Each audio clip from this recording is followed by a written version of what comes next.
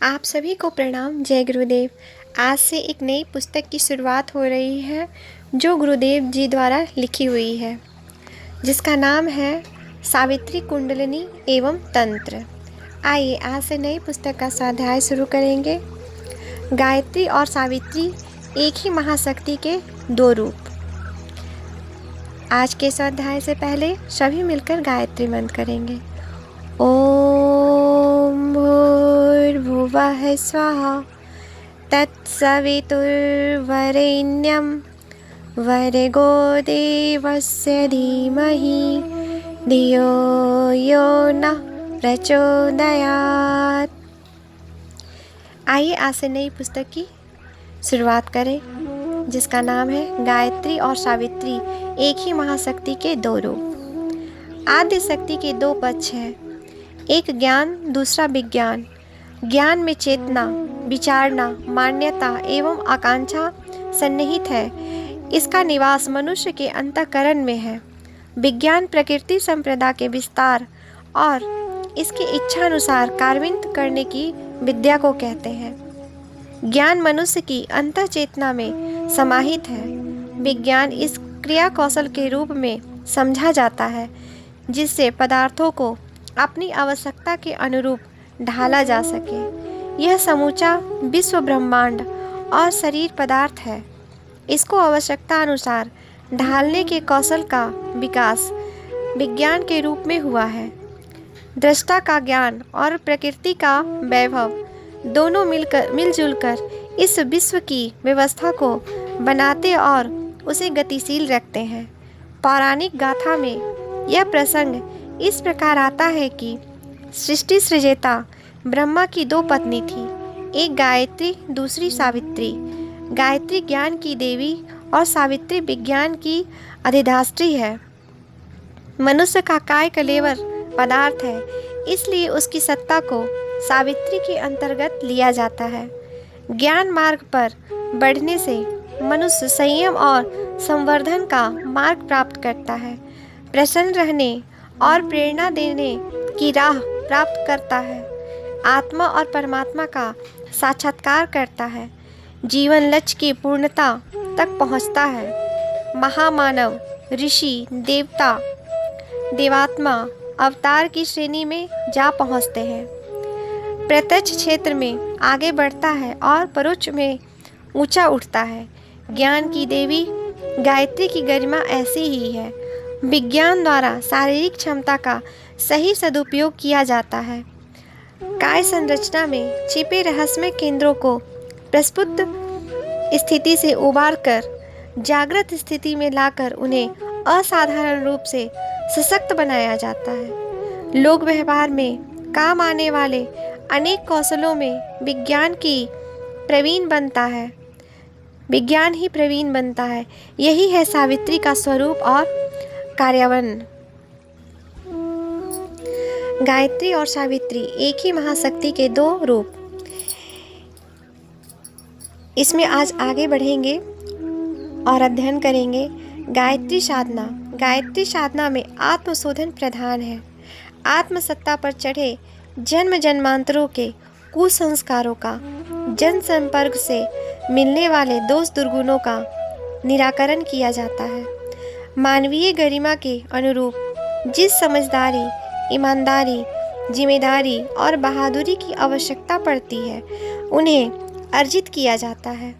बुद्धि में दूरदर्शिता, विवेकशीलता, महाप्रज्ञा का समावेश होता है।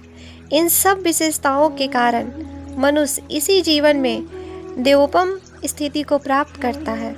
अपनी रीति नीति और दिशा धारा ऐसी बनती है जिसमें इसी जीवन में देवता जैसी गरिमा उपलब्ध हो सके, स्वयं तरे और दूसरों को अपने कंधे पर बिठाकर पार लगा सके। सावित्री साधना से शरीरगत अलौकिक शक्तियों को प्रसुपित से ऊंचा उठाकर जागृत में लाया जाता है और यह जागरण इतना महत्वपूर्ण सिद्ध होता है कि उसके सहारे दृश्य जगत को अनुकूल बनाया जा सके। इन उपलब्धियों को सिद्धियां कहते हैं। सौर मंडल की समस्त क्षमताएं सूक्ष्म रूप से परमाणु में विद्यमान है। परमाणु की गतिविधियाँ और क्षमताएं संक्षिप्त रूप में वही होती है जो परमाणु में पाई जाती है। ब्रह्मांड का समस्त समीकरण पिंड में विद्यमान है, किंतु साधारणतः मनुष्य को इतनी ही स्वाभाविक क्षमता प्राप्त होती है कि अपनी जीवनचर्या की गाड़ी किसी प्रकार घसीट सके। इसके अतिरिक्त विश्व परिस्थितियों को मोड़ने मड़ोड़ने की आवश्यकता समझी जाती है, तो उसे उस विज्ञान का आश्रय लेना पड़ता है जिसे सावित्री कहते हैं। विज्ञान के अनेक प्रयोजनों के लिए अनेक यंत्र उपकरण बनाए और आविष्कृत किए गए हैं। उन सभी की मूल्य सत्ता काया में सन्निहित अनेक सूक्ष्म केंद्रों में समाहित होती है। वह चाहे तो प्रयत्नपूर्वक उसे सक्रिय सक्षम कर सकता है और काया को ऐसी प्रयोगशाला में परिणित कर सकता है जिसमें वैज्ञानिकों द्वारा वर्णित सभी यंत्र उपकरणों की सत्ता उभर सके और वही कार्य कर सके जो विज्ञान क्षेत्र के मूर्धन अपने शोध प्रयासों से संपन्न कर सकते हैं। आदि शक्ति की 2 प्रकार की प्रतिमाएं पाई जाती है। इनमें एक मुख, 2 भुजा, हाथ में कमंडल, माला, वाहन हंस, यह ब्रह्म शक्ति है। इसे गायत्री कहते हैं। एक दूसरे प्रकार की छवि पंचमुखी प्रतिमा या चित्र रूप में मिलती है, इसे सावित्री कहते हैं। गायत्री का वाहन हंस है। हंस अर्थात राजहंस, परमहंस, नीर क्षीर विवेक कर सकने वाला, मोती चुगने, कीड़े और आदि न खाने वाला व्रतशील। माला से उपासना और पुस्तक से स्वाध्याय का, सत्संग का और मनन चिंतन का भाव है। मातृशक्ति की यही प्रतिमा है। मानवीय गरिमा की वह अधिष्ठात्री है, इसलिए उसकी एक दिशा धारा, एक प्रतिपादन के रूप में एक मुख है। सावित्री का वाहन कमल है। कमल अर्थात प्रसन्नता, सुख साधनों की बहुलता। उसके 5 मुख है। शरीर 5 तत्वों का बना है और उसका मानस चेतन 5 प्राणों के संवयन से बना है। सावित्री की 10 भुजाएं अर्थात काया में सन्निहित 10 इंद्रियों शक्ति से ही काया अपने विभिन्न कार्य संपन्न करती है।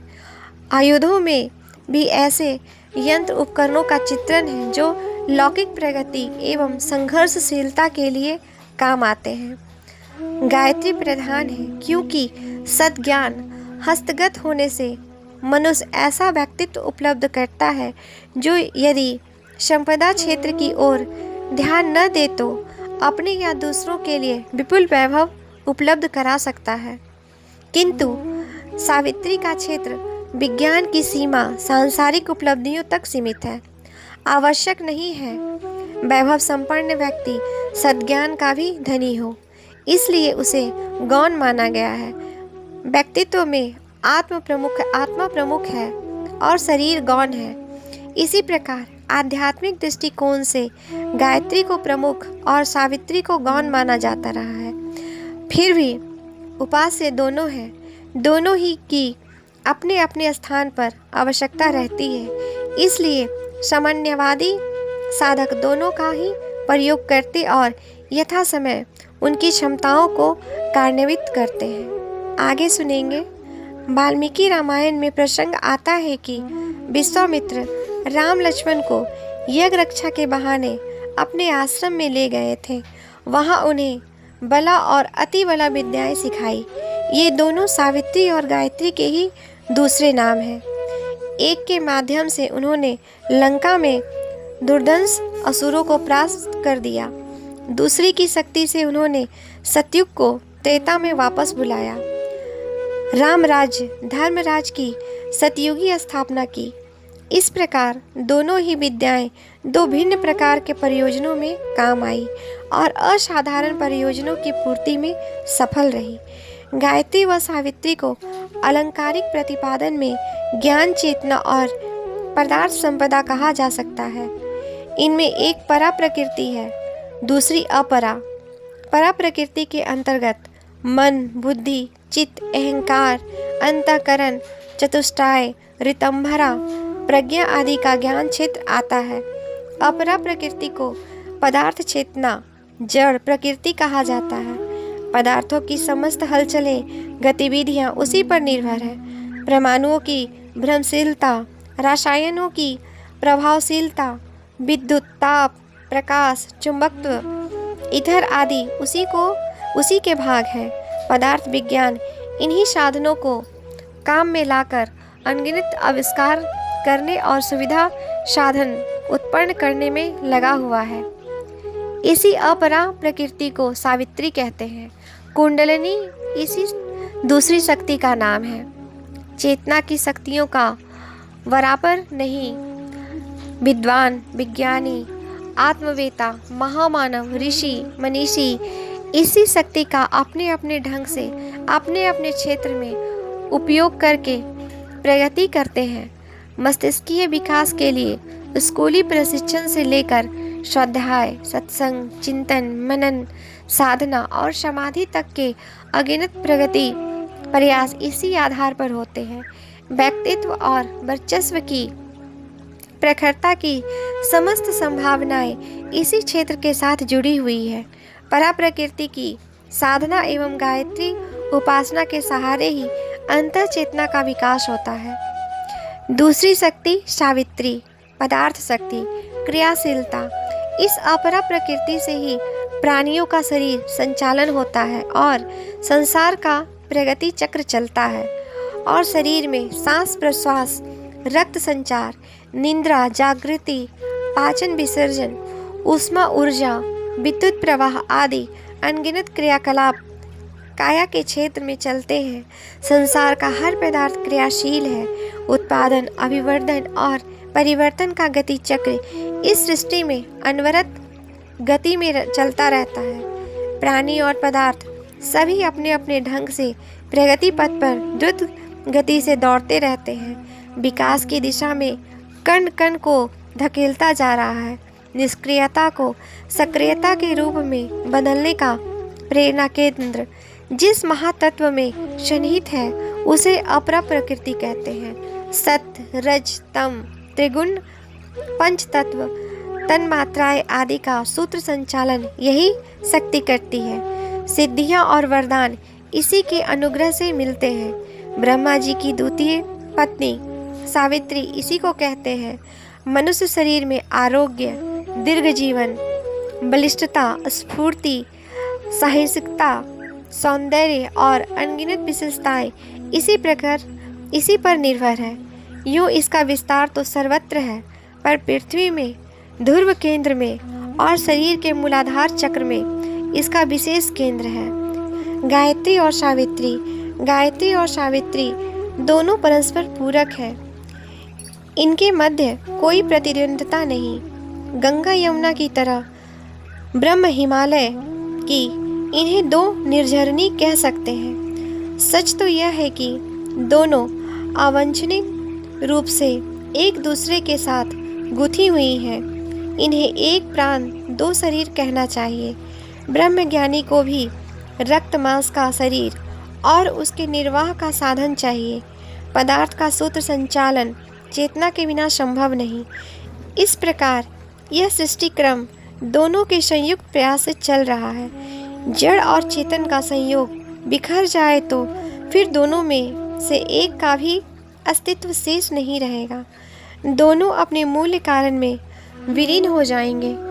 इन्हें सृष्टि के प्रगति रथ के दो पहिए कहने चाहिए।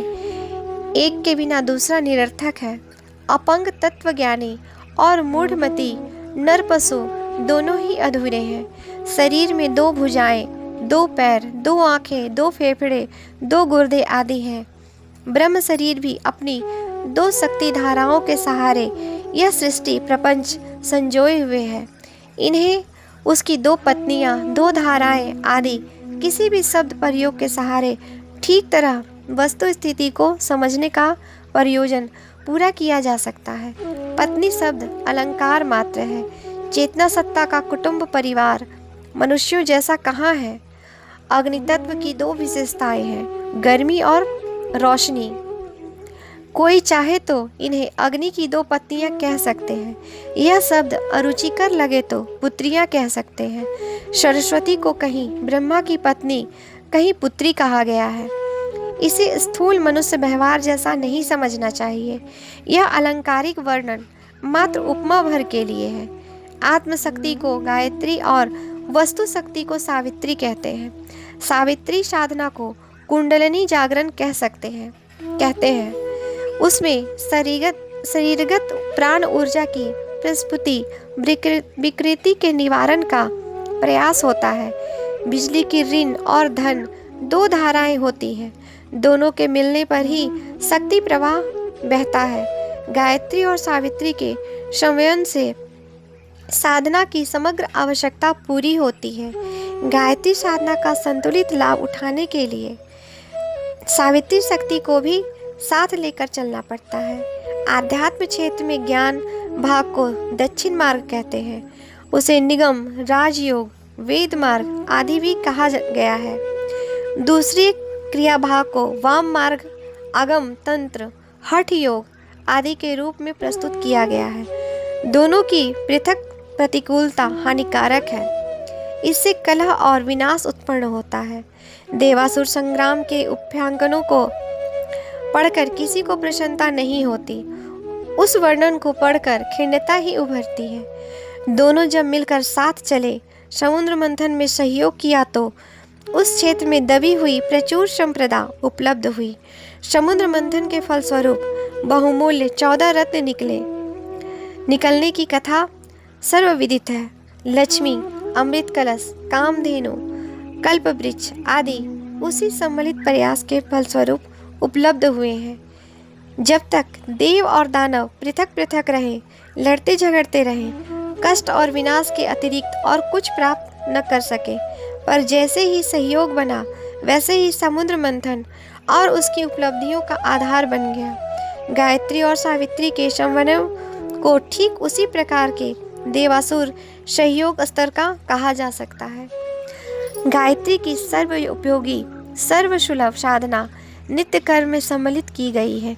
संध्या वंदन आध्यात्म साधना का अनिवार्य अंग है। संध्या का कृत्य गायत्री उपासना के बिना नहीं हो सकता। इसके उपरांत आगे की विशेष साधनाएं अपनाई जाती है। एक अनुष्ठान, दूसरा पुरस्चरण।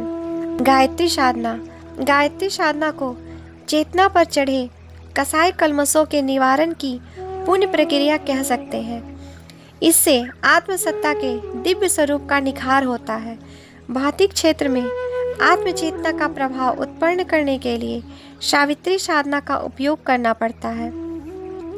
आत्मा को संसारी वर्चस्व बनाने के लिए शरीर धारण करना पड़ता है।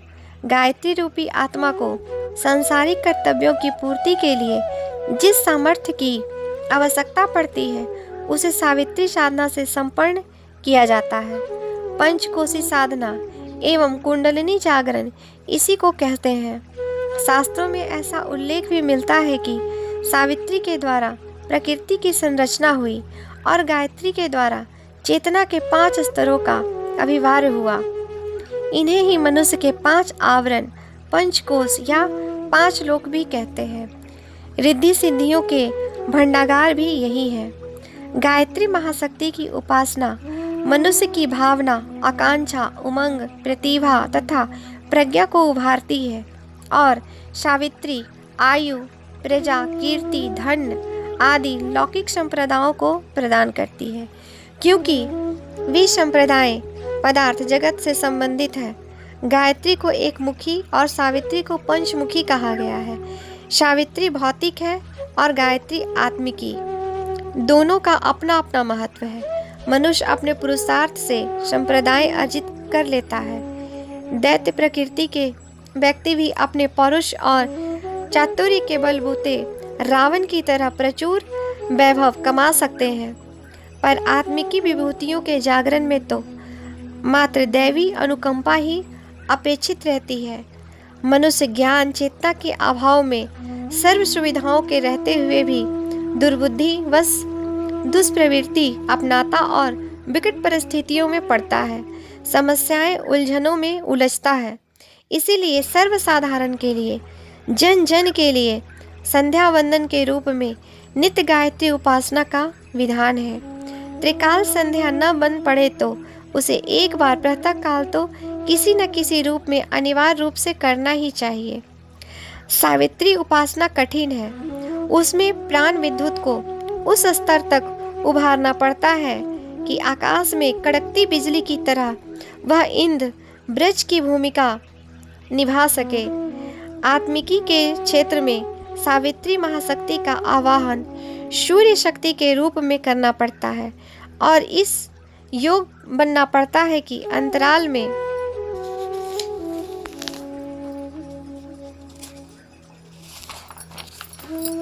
छिपी हुई रिद्धि सिद्धियां इसी काय में प्रकट हो सके और साधक को ऋषि कल्प ओजस्वी, तेजस्वी, मनस्वी और तपस्वी स्तर का बना सके। गायत्री और सावित्री की एकता और पृथकता। पुराणों में सृष्टि के आरंभ का वर्णन करते हुए लिखा गया है कि विष्णु की नाभि से कमल उत्पन्न हुआ। कमल पुष्प पर ब्रह्मा विराजे। विधाता ने आकाशवाणी के माध्यम से ब्रह्मा से कहा, आपको सृष्टि संरचना के लिए उत्पन्न किया गया है।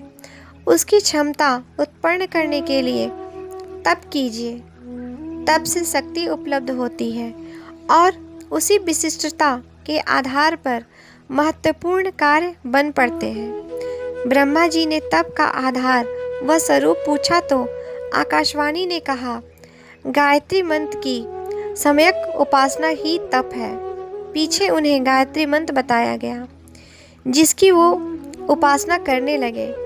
इस आधार पर उनकी चेतना जगी और सृष्टि निर्माण का ताना बाना बुन लिया गया। उसकी सुव्यवस्थित योजना बना ली गई।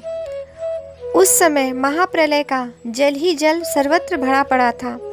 कोई पदार्थ नहीं था। अब सृष्टि बने तो किस आधार पर बने, इसलिए पदार्थ की आवश्यकता पड़ी। उसे जुटाने के लिए उन्हें दोबारा तप करना पड़ा। इस बार उन्होंने सावित्री का आश्रय लेना पड़ा। सावित्री प्रकट हुई और उसका उन्होंने उपयोग करके सृष्टि की संरचना कर डाली। इस कथन के अनुसार गायत्री और सावित्री दोनों का सहयोग ब्रह्मा जी को लेना पड़ा।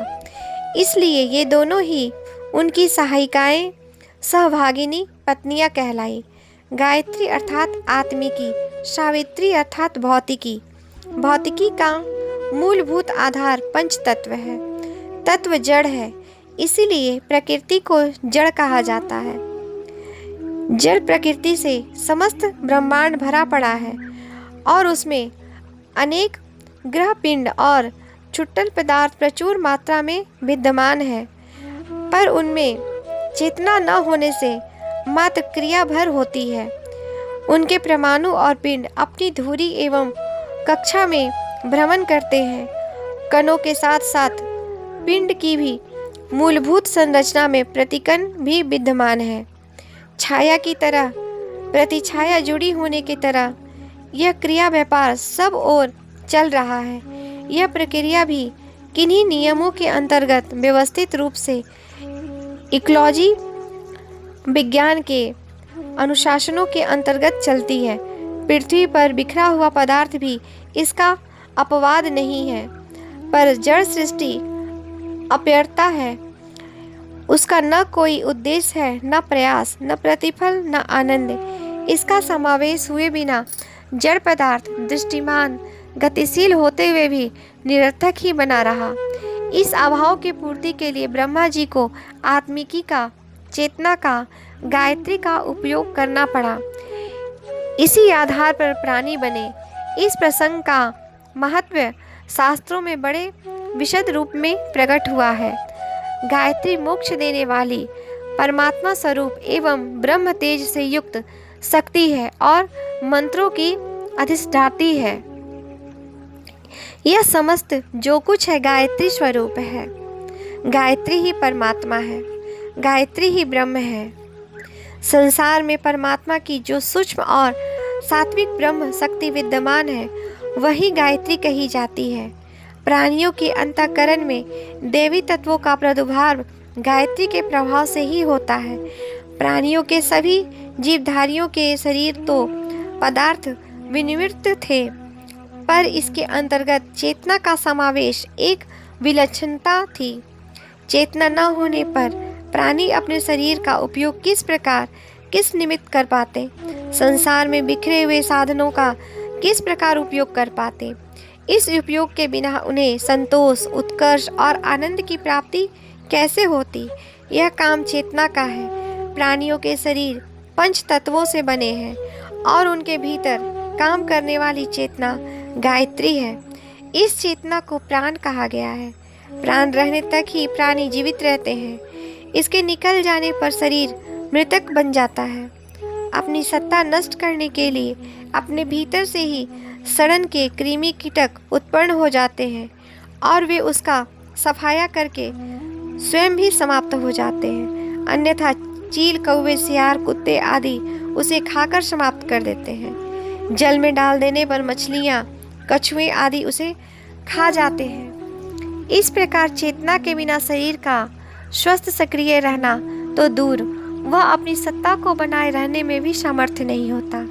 इसलिए सावित्री से गायत्री का महत्व अधिक माना जाता है, किंतु यह मान्यता भी अपूर्ण है, क्योंकि चेतना का चिंतात्मक क्षमता आधारहीन होने पर अपने पराक्रम का अस्तित्व का परिचय नहीं दे सकती।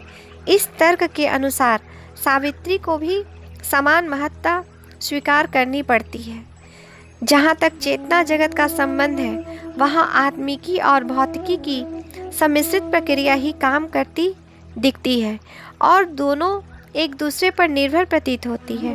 दो पत्नियां होने पर वे मिलजुल कर सृष्टि की समग्र गृह व्यवस्था चलाती हैं। इसी प्रकार चेतन जगत का समस्त क्रियाकलाप सावित्री और गायत्री के भौतिक और आत्मिकी के संयुक्त प्रयास से ही चलना प्रत्यक्ष है।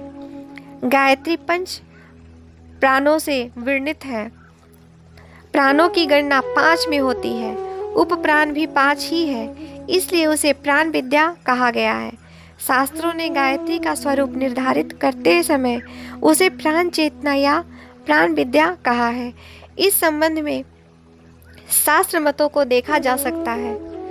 5 कोशों की स्थिति पर प्रकाश डालते हुए सर्व सारोपनिषद में कहा गया है, अन्न से अन्न के रूप एवं शक्ति सत्ता से प्रत्यक्ष विनिर्मित कोशों को अन्नमय कोश कहते हैं। इस अन्नमय कोश से संरचित प्राण, अपान, उदान, व्यान, समान, इन 5 प्राणों, पंच उप प्राणों आदि प्रमाण वायु के सभी शरीरस्थ रूप का समुच्चय प्राणमय कोश है। आज के लिए यहीं तक। आप सभी को प्रणाम। जय गुरुदेव।